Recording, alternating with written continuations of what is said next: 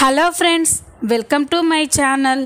చందు నిశ్చితార్థం ఆపేయాలని రామరాజుని చంపాలని చూసిన సేనాపతికి దిమ్మ తిరిగే షాక్ ఇచ్చిన ప్రేమ. అసలు ఇదంతా ఎలా జరగబోతుంది తెలుసుకోవాలి అంటే ఈ వీడియోని చివరి వరకు చూడండి. వీడియో నచ్చినట్లయితే వీడియోని లైక్ చేయండి. ఇక వీడియోలోకి వెళ్ళినట్లయితే, చందు అరెస్ట్ అయినందుకు రామరాజు కుటుంబం మొత్తం కూడా చాలా బాధపడుతూ ఉంటుంది. అది చూసి ప్రేమ కూడా చాలా బాధపడుతుంది.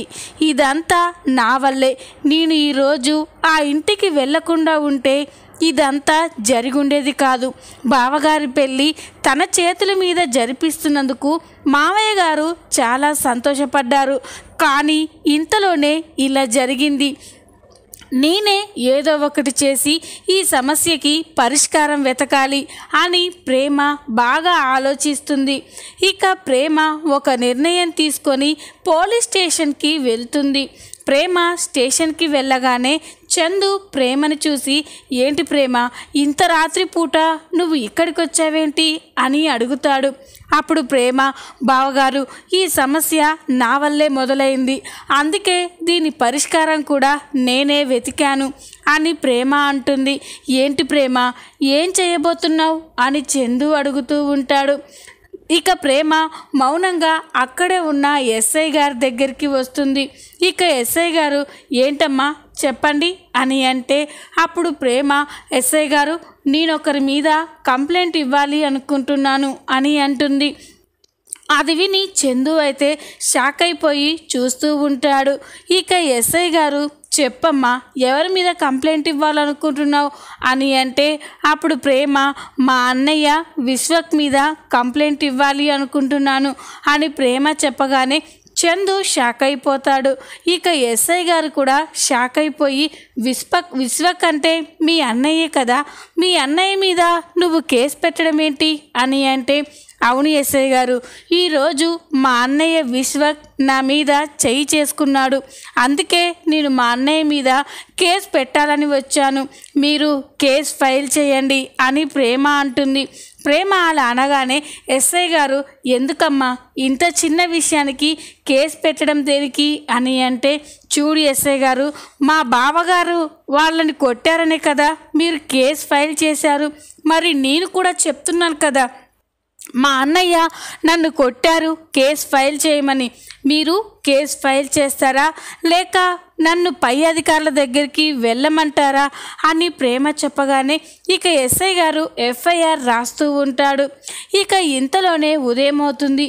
ఉదయం కాగానే భద్రావతి అయితే చాలా సంతోషపడిపోతూ ఉంటుంది. సేనాపతి విశ్వక్లతో మాట్లాడుతూ, మనం అనుకున్నది సాధించాంరా సేన, ఆ రామరాజు గారి పెద్ద కొడుకు పెళ్ళి ఆపేయాలి అనుకున్నాం, ఆపేశాం, ఇక వాడు చచ్చినట్టే లెక్క, జీవితంలో ఇక వాడి పెద్ద కొడుక్కి పెళ్ళి కాదు, పెళ్ళి కాని పెద్ద కొడుకుని ఇంట్లో ఉంచుకొని వాడు సంతోషంగా ఉండలేడు అని ఇక భద్రావతి అయితే చాలా సంతోషపడిపోతూ అందరూ నవ్వుకుంటూ ఉంటారు. ఇంతలోనే ఎస్ఐ గారు సేనాపతికి ఫోన్ చేస్తారు. ఎస్ఐ గారి నుండి ఫోన్ రాగానే సేనాపతి ఫోన్ లిఫ్ట్ చేసి, చెప్పండి ఎస్ఐ గారు అని అంటే, అప్పుడు ఎస్ఐ, సేనాపతి గారు, మీరు వెంటనే పోలీస్ స్టేషన్కి రావాలి అని చెప్తాడు. అది విని సేనాపతి, దేనికండి అని అడిగితే, ముందు మీరు ఇక్కడికి రండి సార్ చెప్తాను అని ఎస్ఐ గారు అంటారు. ఇక భద్రావతి, సేనాపతి, విశ్వక్లు స్టేషన్కి వెళ్తారు. ఇక వాళ్ళు అక్కడికి వెళ్ళేసరికే రామరాజు కుటుంబం కూడా చందు కోసం స్టేషన్లోనే ఉంటారు. ఇక వాళ్ళు అక్కడ ఉండడం చూసి భద్రావతి, సేనాపతి, విశ్వక్లు చాలా కోపంగా చూస్తూ ఉంటారు. ఏంటి ఎస్ఐ గారు, మళ్ళీ వీళ్ళతో రాజీ పడడానికే మమ్మల్ని ఇక్కడికి రమ్మన్నారా? చూడండి, మేము ఎవరితో రాజీ పడం, ఆ చందుగాడు జైల్లోనే ఉండాలి అని సేనాపతి అంటాడు. ఆ మాటలు విని రామరాజు కుటుంబానికైతే చాలా కోపం వస్తూ ఉంటుంది. అప్పుడే ఎస్ఐ గారు, చూడండి సేనాపతి గారు, మిమ్మల్ని ఇక్కడికి పిలిచింది రాజీ పడడానికి కాదు, మీ కొడుకు విశ్వక్ మీద కేసు నమోదయ్యింది, అది ఫైల్ చేయడానికే మిమ్మల్ని పిలిచాము అని చెప్పగానే ఇక భద్రావతి, సేనాపతి, విశ్వాలు షాక్ అయిపోయి చూస్తూ ఉంటారు. ఇక విశ్వ ఏంటి నా మీద కేసు పెట్టారా? ఎవరు పెట్టారు? నేనేం చేశాను అని అంటాడు. అప్పుడు ప్రేమ నేనే పెట్టాను అని అంటుంది. అది విని అందరూ షాక్ అయిపోయి చూస్తూ ఉంటారు. ఏంటమ్మా నువ్వు నా మీద కేసు పెట్టడం ఏంటి అని అంటే, తప్పేంటన్నయ్య, నువ్వు నన్ను కొట్టావు కదా, అందుకే నీ మీద నేను కేసు పెట్టాను అని అంటుంది. ఇక విశ్వ చూడండి ఎస్ఐ గారు, ఇవి నాకు మా చెల్లెలకి మధ్య గొడవలు, ఇది కేసు పెట్టవలసిన విషయం కాదు అని అంటాడు. ఇక ప్రేమ లేదు ఎస్ఐ గారు, నేను కేసు పెట్టే తీరుతాను అని అంటుంది. ఇక అప్పుడే ఎస్ఐ గారు చూడండి, మీ మీద కేసు ఫైల్ చేస్తే అది నాన్ బెయిలబుల్ కేసు అవుతుంది, అందుకే కేసు పెట్టకుండా ఇంకొక మార్గం ఉంది అని అంటే, ఇక భద్రావతి ఏంటి ఎస్ఐ గారు అని అడుగుతుంది. అప్పుడు ఎస్ఐ గారు మీరు రామరాజు పెద్ద కొడుకుపై పెట్టిన కేసుని వాపస్ తీసుకుంటే ప్రేమ కూడా విశ్వక్ మీద పెట్టిన కేసుని వాపస్ తీసుకుంటుంది అని చెప్పగానే ఇక భద్రావతి, సేనాపతి, విశ్వక్లు షాక్ అయిపోయి చూస్తూ ఉంటారు. ఇక అప్పుడే విశ్వక్ ఏంటండి అని అంటూ ఉంటే భద్రావతి రే విశ్వ నువ్వాగరా అని చెప్పి, సరే ఎస్ఐ గారు మేము ఆ చందు మీద పెట్టిన కేసుని వాపస్ తీసుకుంటున్నాం అని సైన్ పెట్టేసి కోపంగా అక్కడి నుంచి వెళ్ళిపోతుంది. ఇక చందు మీద కేసు వాపస్ తీసుకోవడంతో చందుని రిలీజ్ చేస్తారు. దాంతో ఇక రామరాజు కుటుంబం అయితే చాలా సంతోషంతో పొంగిపోతూ ఉంటుంది. చందుని ఇంటికి తీసుకొచ్చిన తర్వాత రామరాజు ప్రేమతో మాట్లాడుతూ ఉంటాడు. అమ్మ ప్రేమ, ఈరోజు నువ్వు చేసిన సాయం నేను ఎప్పటికీ మర్చిపోలేను. నా పెద్ద కొడుకు పెళ్ళి ఎక్కడ ఆగిపోతుందో అని చాలా భయపడ్డాను, కానీ నువ్వు సమయానికి వెళ్ళి ఏదో ఒకటి చేసి నా కొడుకుని విడిపించావు అని రామరాజు అంటూ ఉంటే, ప్రేమ ఏంటి మావయ్య అలా అంటున్నారు, ఇది మన ఇల్లు, మన ఇంట్లో ఏదైనా కష్టం వస్తే నేను సాయం చేయగలిగే స్థితిలో ఉంటే చేస్తాను అని ప్రేమ అనగానే ఇక రామరాజు కూడా చాలా సంతోషపడతాడు. ఇక రామరాజు మళ్ళీ భాగ్యం దగ్గరికి వెళ్ళి పెళ్ళికి ఒప్పిస్తాడు. ఇక భాగ్యం కూడా పెళ్లి ఖర్చు అంతా కూడా రామరాజే భరిస్తాను అని చెప్పడంతో చాలా సంతోషంతో పొంగిపోతుంది. ఇక రామరాజు చందు నిశ్చితార్థానికి ఇక అన్ని ఏర్పాట్లు చేస్తూ హడావిడిగా చాలా సంతోషంగా ఇంట్లో ఉంటారు. అదంతా చూస్తున్న భద్రావతి, సేనాపతి, విశ్వక్లైతే చాలా కోపంతో రగిలిపోతూ ఉంటారు. అప్పుడే విశ్వక్ ఏంటత్తా ఇది, ఆ చందుగాడి పెళ్ళి చెడగొట్టి వాళ్ళ మొహంలో ఏడుపు చూద్దాము అనుకుంటే ప్లాన్ అంతా ప్రేమ వల్ల రివర్స్ అయిపోయింది. వాళ్ళు అలా సంతోషంగా ఉండడం నేను చూడలేకపోతున్నాను అని విశ్వ అంటాడు.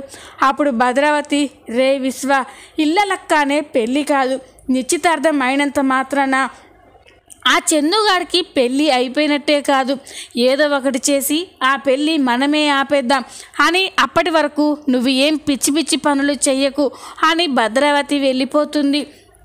ఇక సేనాపతి అయితే కోపంతో రగిలిపోతూ ఉంటాడు. రామరాజు సంతోషంగా ఉండడం చూసి సేనాపతి తట్టుకోలేకపోతాడు. రే రామరాజు, నీ పెద్ద కొడుకు పెళ్లి చేస్తున్నందుకు చాలా సంతోషంగా ఉన్నట్టున్నాం, ఆ సంతోషం నీకు దక్కనివ్వనురా, నేను ఏం చేస్తానో చూడు అని సేనాపతి అనుకుంటాడు. ఇక వెంటనే కొంతమంది రౌడీలకి ఫోన్ చేసి, రే ఈరోజు రామరాజు గారు రైస్ మిల్ నుండి ఇంటికి వస్తప్పుడు వాడిపై అటాక్ చేయండి, వాడిక తిరిగి ఇంటికి రాకూడదు అని చెప్పగానే ఇక రౌడీలు సరే అని చెప్పి రామరాజు కోసం కాపు కాస్తూ ఉంటారు. ఇక రాత్రి కాగానే రామరాజు ఎప్పట్లాగానే రైస్ మిల్లు నుండి ఇంటికి వస్తూ ఉంటారు. అప్పుడే రౌడీలు రామరాజుపై దాడి చేస్తారు. ఇక రామరాజు రే ఎవర్రా మీరు అని అంటూ ఉన్నా కూడా వాళ్ళు రామరాజుపై దాడి చేసి బాగా కొడుతూ ఉంటారు. ఇక రామరాజుని అలా కొడుతూ ఉంటే ఇంతలోనే అటుగా ధీరజ్ వస్తాడు. ఇక తన తండ్రిని కొట్టడం చూసి ధీరజ్ ఒక్కసారిగా వాళ్ళ మీదకి దాడి చేసి వాళ్ళతో ఫైట్ చేస్తాడు. ఇక వాళ్ళు అక్కడి నుంచి పారిపోయిన తర్వాత ధీరజ్ రామరాజుని హాస్పిటల్కి తీసుకెళ్తాడు. ఇక డాక్టర్లు ట్రీట్మెంట్ చేసి రామరాజుకి ఏ ప్రమాదం లేదని చెప్పగానే ఇక ధీరజ్ అయితే చాలా సంతోషపడుతూ ఉంటాడు. ఇక ఇంతలోనే అక్కడికి ప్రేమ వస్తుంది. రే ఏంట్రా ఏమైంది, నువ్వు ఎందుకు అర్జెంటుగా రమ్మని చెప్పావు అని అంటే, ప్రేమ మా నాన్నని ఎవరో చంపాలని చూశారు. ఈ విషయం ఇంట్లో వాళ్ళకి తెలిస్తే తట్టుకోలేరు. ముఖ్యంగా మా అమ్మ ఇక ప్రాణాలతో ఉండదు.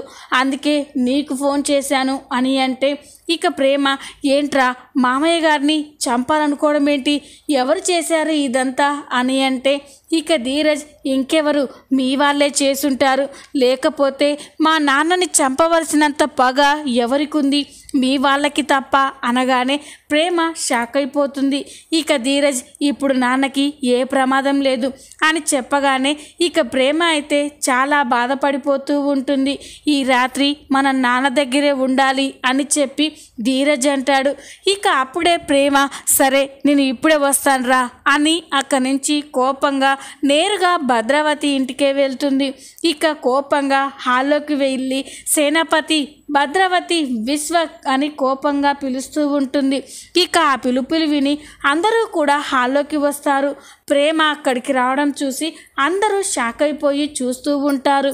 అప్పుడే ఇక సేనాపతి ఏంటే అందరినీ పేరు పెట్టి పిలిచేంతగా ఎదిగిపోయావా అని అంటే, మీరు చేసే పనులకి మీకు ఇంకా మర్యాదలు కూడా ఇవ్వాలా అని అంటే, ఇక అందరూ షాక్ అయిపోయి చూస్తూ ఉంటారు. అప్పుడే సేనాపతి నేనేం చేశాను అని అంటే, మా మామయ్య గారిని రౌడీలను పెట్టి చంపించాలని చూసావు అని ప్రేమ అంటుంది. ప్రేమ అలా అనేసరికే ఇక సేనాపతి ఒక్కసారిగా షాక్ అయిపోతాడు. లేదు మీ మామయ్యని ఆ రామరాజు గారిని నేనెందుకు చంపేయాలనుకుంటాను అని అంటే, ఇక ప్రేమ మీరే ఇదంతా చేశారు, ఎందుకు మీకు ఆ కుటుంబం అంటే అంత పగ, పాపం వాళ్ళు మీ మీద ఎప్పుడూ కూడా కోపంగా ఉండరు, అందరూ మంచిగా ఉండాలని అనుకుంటారు. మీరు మాత్రం ఎప్పుడు అవకాశం దొరుకుతుందా వాళ్ళ మీద ఎప్పుడు పగ తీర్చుకుందామా అని కాపు కాస్తూ ఉంటారు. చూడండి నాన్న, అత్త, అన్నయ్య మీకు ఇప్పుడే చెప్తున్నాను, నా అత్తవారింట్లో వాళ్ళకి ఎవ్వరికి ఏం జరిగినా కూడా నేను ఊరుకోను. వాళ్ళకంటే ముందు నేనే ప్రాణాలు తీసుకుంటాను, గుర్తుపెట్టుకోండి అని ప్రేమ వాళ్ళకి వార్నింగ్ ఇచ్చి అక్కడి నుంచి వెళ్ళిపోతుంది. ఇక తర్వాత ఏం జరగబోతుందో రాబోయే ఎపిసోడ్లో చూడాల్సిందే. ఈ వీడియో కనుక మీకు నచ్చినట్లయితే లైక్ చేయండి, సబ్స్క్రైబ్ చేసుకోండి. Thanks for watching.